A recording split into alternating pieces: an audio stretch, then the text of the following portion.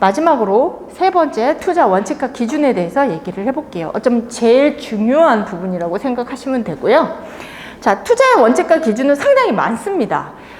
그리고 사람마다 조금 다를 수도 있어요. 하지만 투자를 그 변동하는 시장에서 나를 제어하면서 다스리면서 그나마 목표를 달성할 수 있는 투자 원칙은 뭘까를 고민하고 여러분들에게 말씀드리는 거예요. 일단 첫 번째, 이해하지 못하는 것에 투자하지 않기. 이거 굉장히 중요한 얘기죠. 그쵸? 그런데 금융상품이 굉장히 복잡해지지 않았어요? 옛날보다 어렵잖아요. 옛날에는 금리가 높을 때는 그냥 예적금이면 끝이었어요. 근데 지금은 상당히 금융 기법이 많이 고도화된 그런 너무 다양한 금융상품이 많이 나와요. 그런데 대표적으로 얼마 전에 몇 년, 그것도 1, 2년 정도 됐네요. 그 DLF 사건이 있었잖아요.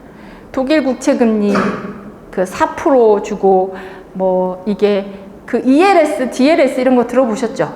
그러니까 이 구간에 딱 들어와야 그 퍼센테이지 약정된 금리를 주는 거. 자, 그런 상품이 이제 파생 상품인데, 그런 파생 상품은 상당히 어려운 상품인데 그냥 4% 준다. 독일 국채 금리가 설마 잘못될까? 4%, 그때 당시에는 금리가 낮았으니까 4% 적지 않네? 그럼 내가 해야지. 근데 상당한 고령자분들이 큰 자금을 맡겼는데 되게 손해를 많이 보셨어요. 그래서 문제가 됐었고, 자, 대표적으로 이해하지 못하는 것에 말만 듣고 투자하는 거죠. 자, 제 연구소 이름도 자기 주도적이지만 금융 투자나 어떤 금융 생활을 하는 데 있어서 내가 먼저 아는 게 너무 중요해요. 그러니까 물론 나보다 훨씬 금융 지식이 많은 금융 전문가들, 은행의 직원, 증권사 직원들이 추천해 주는 게 좋겠지. 하지만 나한테 안 맞을 수도 있는 거거든요. 그래서 내가 잘 알고 내가 잘 아는 것에만 투자하는 거, 그것도 실패하지 않는 투자를 위한 굉장히 중요한 원칙이에요. 그래서 그 부분을 말씀드렸고요. 두 번째는 투자 목표에 기반한 투자이기. 아까 두 번째에 해당이 되는 거죠. 이 목표에 기반한 투자를 하지 않으면, 앞에 목적지 안 찍고 그냥 투자하면 옆길로 새거나 후퇴하거나 할 수 있다고 했어요. 그래서 투자 목표, 항상 투자를 하면서 내가 지금 목표대로 가고 있나? 내가 이 정도 생각하고 있는데 잘 가고 있나를 점검을 하셔야 돼요. 자, 그 다음에 중요한 게 이 분산 투자하기예요. 이게 상당히 중요해요. 자, 자산을 배분한다라는 말 많이 들어보셨죠? 자, 자산 배분은 투자에서 투자를 하려면 목표 잡고 반드시 해야 되는 것 중에 하나예요. 자산 배분은 나누는 거예요. 나누는 거. 나한테 5천만 원 있으면 5천만 원을 어떻게 나눌까? 나한테 1,000만 원 있으면 1,000만 원을 어떻게 나눌까? 나눌까를 생각하는데 그냥 나누는 게 아니라 나의 성향, 나의 투자 목표, 기간 이런 것들을 고려해서 나눠야 되는 거예요. 자, 자산 배분을 먼저 자산군을 나누는 거예요. 군을 나눈 다음에 그 다음에 구체적인 포트폴리오를 짜는 거거든요. 자산군, 여러분들이 알고 있는 자산군은 뭐가 있어요? 자산군? 뭐 주식도 있고 채권도 있고, 그쵸?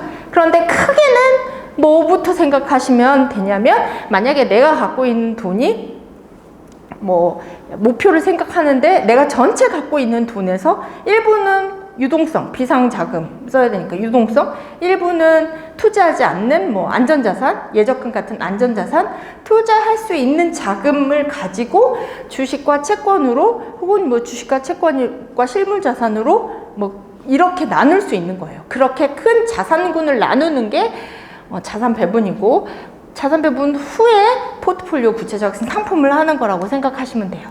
그런데 구체적 상품보다 더 중요한 건 자산 배분이에요. 자, 왜냐하면 투자에서 성과가 나는 것들은 종목을 잘 선정한 거나 매매 타이밍을 잘 맞추는 거나 잘 쌀 때 들어가서 비싸게 나온다, 뭐 이런 매매 타이밍을 잘 맞추는 거나 이런 것보다 훨씬 투자 성과에 많은 영향을 미치는 게 자산 배분이에요. 자, 사람들은 종목 잘 선정하면 투자 성과가 굉장히 클 거라고 생각하지만 아니더라는 거예요. 자, 이거는 굉장히 유명한 연구 연구의 결과예요. 그러니까 예전 아주 오래된 연구의 결과고, 요 결과는 연기금이 뭐죠? 연기금? 국민연금 같은 기금이죠.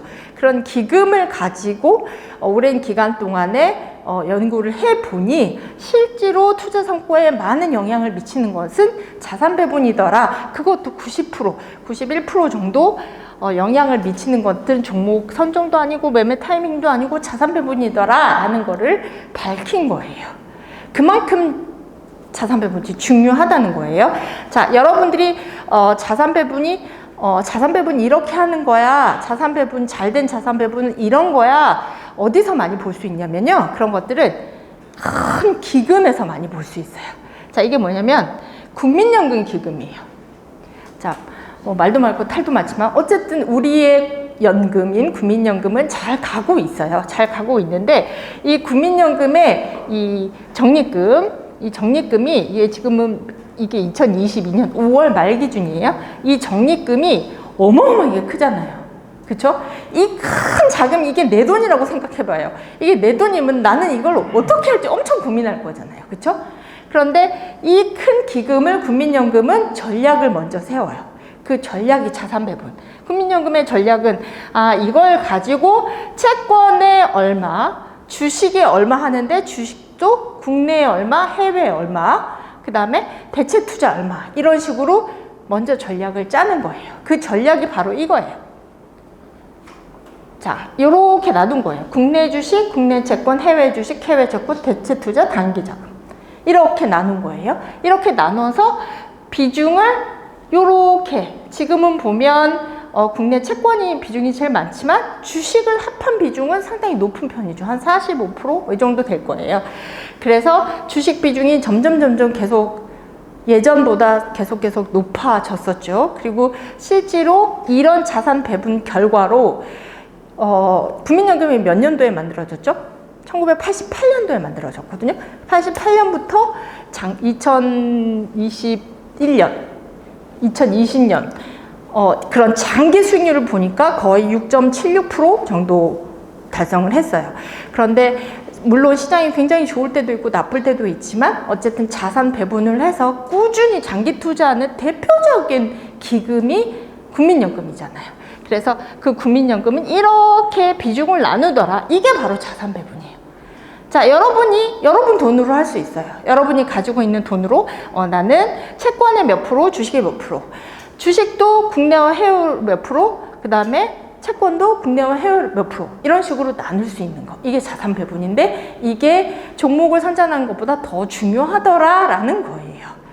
자, 기금, 요거는 국민연금이고요. 이 국민연금 말고 또 기금이 많아요. 큰 기금이 어디에 또 생각해 볼 수 있냐면 미국의 사립대학 있죠. 엄청 큰 사립대학. 뭐 있죠? 뭐 하버드, 예일, 스탠포드 이런 데도 기금이 어마어마할 거잖아요. 근데 그 기금을 우리나라 국민연금이 이렇게 자산 배분해서 하는 것처럼 그런 사립학교 기금도 상당히 자산 배분 잘해서 잘 투자하고 있어요. 그 결과 상당히 좋은 성과를 내고 있고요. 하지만 우리나라 사립학교 기금은 운영을 잘 안 해요. 그래서 운용에 대한 원칙도 기준도 없고 그래서 좀 방치하고 있다라는 그런 기사들이 꽤 많이 나오는 편이에요. 그러니까 큰 돈이 있을 때 이 큰 돈을 잘 운용해서 이 국민연금은 잘 운용이 돼야 되잖아요. 우리들의 연금이기 때문에 그 운용을 하는 데 있어서 제일 먼저 전략을 짜더라라는 거예요. 여러분도 이 국민연금처럼 이렇게 전략을 먼저 짜는 걸 하셔야 된다라는 거예요. 자, 그 다음에 굉장히 중요한 투자 원칙. 그게 장기 투자예요. 자, 장기 투자는 얘기를 엄청 많이 들어보셨을 거예요. 그쵸? 투자하려면 장기 투자해라. 왜 장기 투자해야 돼요? 시장은 변하니까. 그 변하는데 내가 어느 시점에 들어와서 어느 시점에 나올지는 잘 모르겠지만 그 변화하는 시점이 별로 좋지 않으면 나는 결과적으로 실패하는 거예요. 그런데 그 투자할 수 있는 기간을 상당히 장기로 해놓으면 그런 변동성을 이겨낼 수 있고 그리고 그런 변동성을 흡수할 수 있다라는 거예요. 그래서 시장의 변동성에 초연해서 장기 투자하는 것들이 가장 성공을 부를 확률이 높다라는 거죠. 자, 미국의 퇴직연금 401k라고 혹시 들어보셨어요? 자, 미국은 퇴직연금 401k가 상당히 발달돼 있는 그런 나라예요. 그러니까 기업연금이라고 하죠. 기업연금 401k가 상당히 발달돼 있고 그 401k의 영향으로 미국 주가지수가 상당히 많이 상승했다고 해도 과언이 아닐 만큼 그 퇴직연금이 하는 역할이 되게 커요. 그런데 어쨌든 주가는 뭐예요? 주가? 기업의 가치잖아요. 그런데 인간이 발달을 하면 기업은 필연적으로 성장할 수밖에 없죠. 그런데 그 기업 성장이 그래서 우리가 80년 1월 달부터 코스피 시장이 시작이 돼서 어쨌든 우상향했단 말이에요. 근데 그 우상향하는 그 과정들은 엄청나게 부침이 많았었죠. 하지만 결과적으로는 상당히 우상향했고 그건 우리뿐만 아니라 여러 나라들이 다 마찬가지라는 거죠. 그래서 장기 투자에 대한 믿음을 좀 가질 필요가 있어요. 장기 투자. 근데 물론 모든 게 장기 투자하면 꼭 성공한다는 사실 아니에요. 맞죠? 어떤 종목을 내가 굉장히 장기로 가지고 있는데 전부 다 나빠질 가능성도 있어요. 그쵸? 그걸 내가 종목을 피킹을 잘못하면 그런 결과가 나올 수도 있다는 거예요. 장기 투자에서 상당히 중요한 것 중에 하나는 또 뭐냐면 좋은 것들을 장기 투자하는 게 중요해요. 그럼 좋은 것들 내가 어떻게 알아? 모르잖아요. 어떻게 하면 좋을까요? 그래서 장기 투자를 하되 위험을 줄이는 게 우리가 투자를 하면서 제일 중요한 건 위험을 줄이는 게 가장 중요하거든요. 섞어요. 자, 섞는다라는 건 뭐냐면 내가 하나의 종목만 갖고 있는 게 아니라 여러 개 종목을 갖고 있으면 위험이 줄어든다예요. 자, 우리가 투자하면서 여러 개 종목을 가질 수 있는 거가 뭐가 있어요? 나 1,000만 원밖에 없는데 내가 가져봤자 몇 종목밖에 못 가지고 있을 거잖아요. 그래서 뭐를 보통 얘기를 많이 하냐면 혹시 펀드 들어보셨어요? 그 다음 ETF 들어보셨어요? 그런 것들이 뭐죠? 간접 투자 상품이잖아요. 간접 투자. 자, 간접 투자 상품은 뭐냐면 내가 직접 돈으로 주식을 사는 게 아니라 많은 주식을 모아놓은 간접 투자 상품에 투자하는 거예요. 예를 들어서 ETF, 요즘에 많은 사람들이 투자할 때 생각하는 ETF라는 상품이 있다고 쳐요. 그럼 ETF는 코스피 시장, 코스피 대표적인 코스피 200 하면 우리나라 기업들 중에 200종목, 상위 200종목, 시가총액 상위 200종목들을 모아놓은 그 지수에 내가 투자하는 거잖아요. 자, 미국에 나는 테슬라도 사고 싶고 구글도 사고 싶고 아마존도 사고 싶고 넷플릭스도 사고 싶다고 쳐요. 그럼 내가 그걸 각각 사야 되잖아요. 하지만 나는 10만 원으로도 그 모든 종목들을 다 살 수 있어. 뭘로? ETF. 미국 뭐 예를 들어서 기술주 ETF를 산다거나 나스닥 ETF를 산다거나 아니면 S&P 500 ETF를 산다거나 그렇게 하면 나는 10만 원으로도 100만 원으로도 적은 돈으로도 그 기업들을 다 투자할 수 있는 셈이잖아요. 자, 장기 투자할 때 어떤 종목, 특정 종목을 장기 투자하는 것보다는 제가 지금 말씀드린 것처럼 그걸 지수 투자라고 하는데 시장에 투자한다고 얘기하는데요. 그런 것들을 장기 투자하는 게 위험을 줄일 수 있는 가장 좋은 방법이에요. 그래서 투자를 처음 시작하는 사람들은 뭐 이 종목도 사고 싶고 저 종목도 사고 싶고 하겠지만 그것보다는 위험을 줄이는 걸 생각하시고 그 위험을 줄일 수 있는 좋은 방법은 지수에 투자하는 거. 지수에 투자하는 거. 자, 혹시 인덱스, 그 다음에 패시브, 액티브 이런 말 들어보셨어요? 네. 투자할 때 실질적으로 펀드도 액티브 펀드가 있고 패시브 펀드가 있어요. 액티브는 말 그대로 펀드는 내가 투자하는 거 아니잖아요. 펀드 매니저가 나를 대신해서 운용을 해주는 거죠.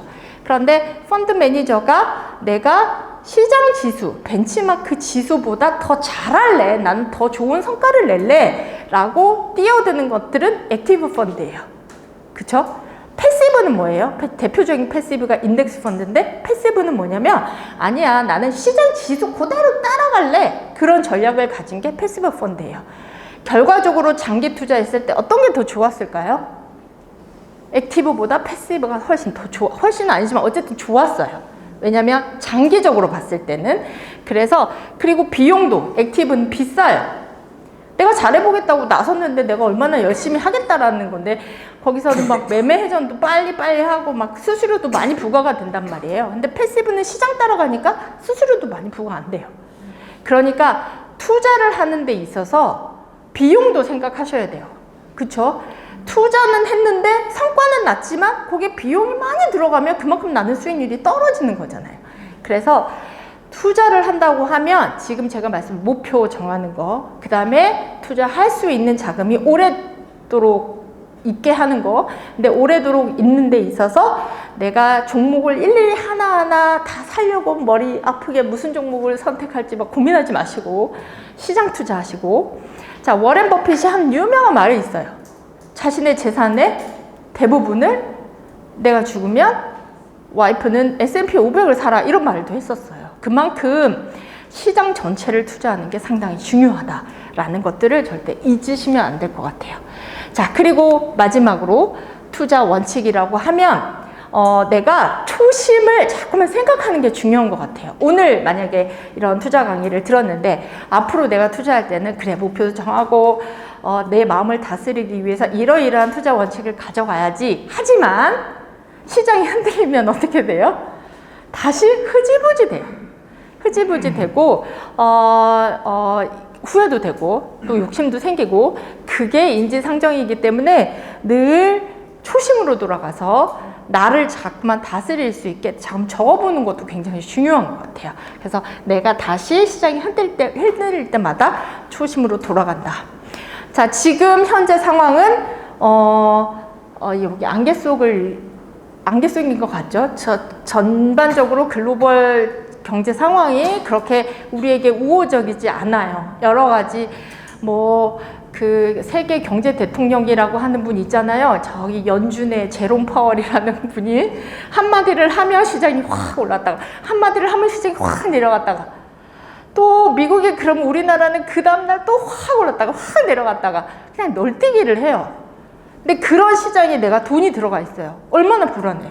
그쵸?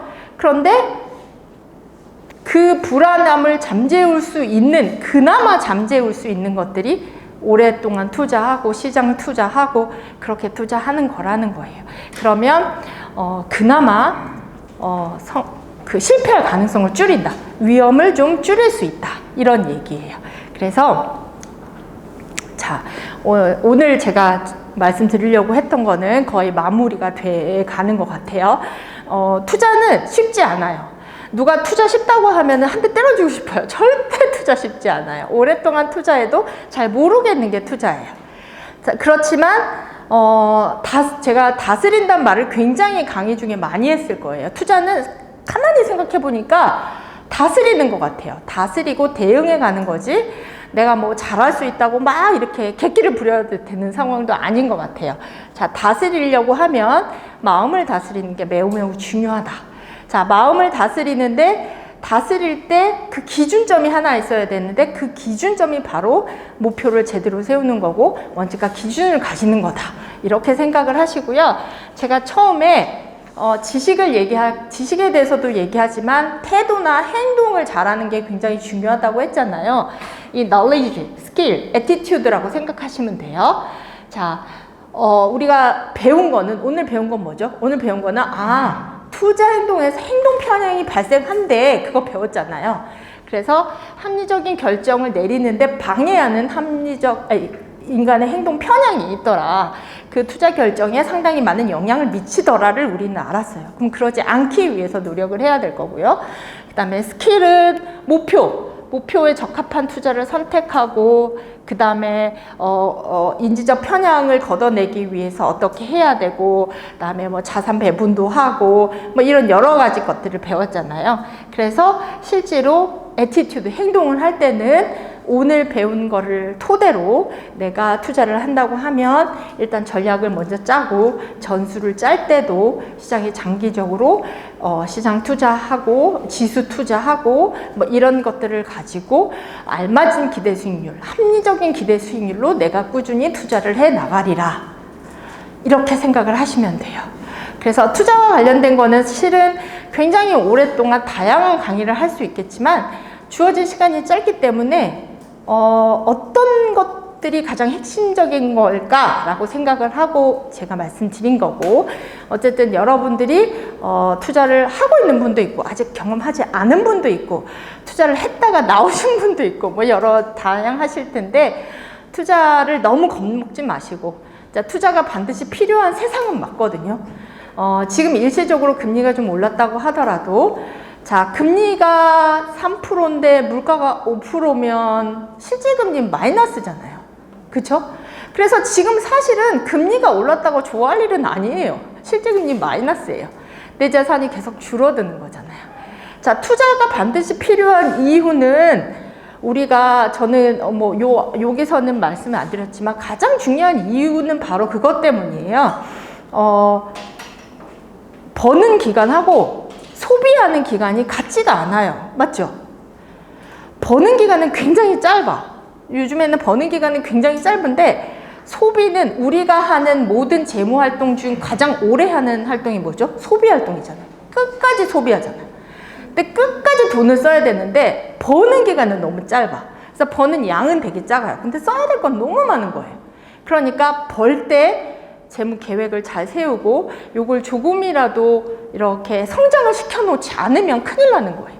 그래서 투자가 필요한 거예요. 단지 돈을 많이 벌기 위해서, 많이 모으기 위해서 투자가 필요한 거라고 생각하시면 안 된다고 저는 생각을 해요.